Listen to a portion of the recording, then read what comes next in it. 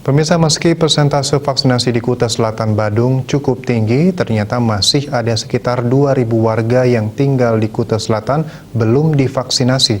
Mereka ini tersebar di beberapa perumahan di wilayah Kuta Selatan.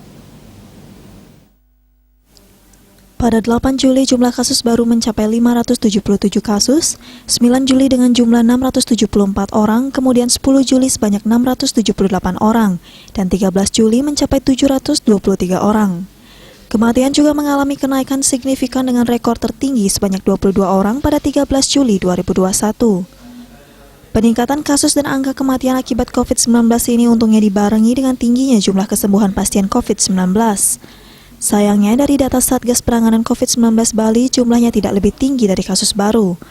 Meskipun dalam beberapa hari terakhir kesembuhan harian hampir 300 orang. Zona risiko Bali memburuk per data evaluasi 11 Juli 2021. Menurut peta risiko penyebaran COVID-19 nasional, terdapat 4 zona merah dan 5 oranye di Bali. Kondisi ini lebih buruk dibandingkan seminggu sebelumnya, hanya 1 zona merah dan 8 oranye. Badung berdasarkan evaluasi mingguan Satgas COVID-19 nasional per 4 Juli dikategorikan zona merah atau berisiko tinggi penyebaran virus corona.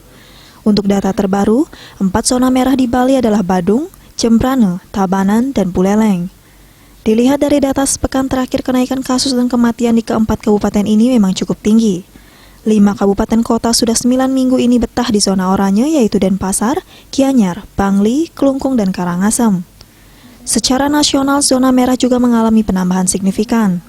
Dari 96 kabupaten kota di pekan lalu bertambah menjadi 129 kabupaten kota atau 25,10%.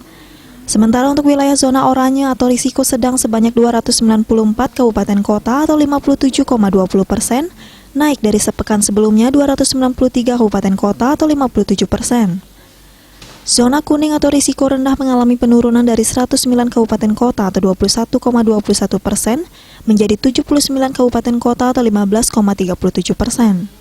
Zona hijau atau tak ada kasus juga turun dari 15 kabupaten kota atau 2,92% ke 11 kabupaten kota atau 2,14%, dan zona hijau tak terdampak tetap 1 kabupaten atau 0,19%. Diah Dewi, Bali Pos melaporkan.